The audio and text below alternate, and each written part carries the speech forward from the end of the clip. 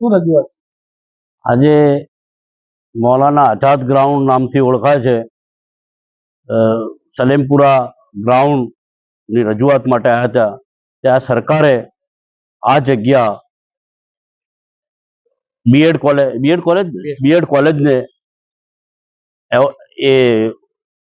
કોલેજને ફાળવી દીધી છે.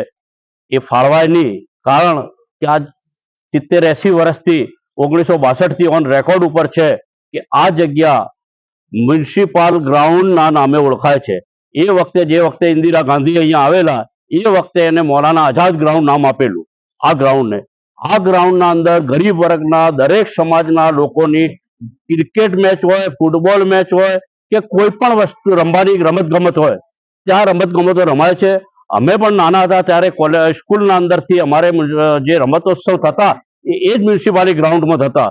અત્યારે સરકાર એકમાત્ર પાલનપુરના અંદર એવો ગ્રાઉન્ડ છે જે કે વગર પૈસે ફ્રીના અંદર પણ કોઈ ક્રિકેટ મેચ રમવી હોય, ફૂટબોલ મેચ રમવી હોય કે કોઈ પણ રમત રમવી હોય અથવા કોઈ પણ સામાજિક કામ માટે ઉપયોગમાં લેવાનું હોય તો એક જ માત્ર ગ્રાઉન્ડ બચ્યું છે. એ ગ્રાઉન્ડને પણ અત્યારે આ લોકો ભેગા થઈ અને લોકોને સરકારની વિવિધ જગ્યાઓના અંદર ફાળવે છે.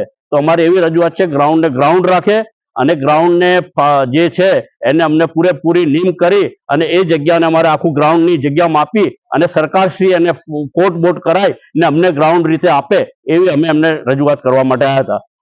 આ જો ગ્રાઉન્ડનું નહીં થાય તો અમારે પાલનપુર શહેરના આખા બધા લોકોને, દરેક સમાજના લોકોને ભેગા મળી અને એના માટે ઉગ્ર આંદોલન કરવું પડે તો પણ અમે કરીશું. શું નામ? ઝાકીર હુસેન ચૌહાણ, બનાસકાંઠા જિલ્લા કોંગ્રેસ માજી પ્રમુખ.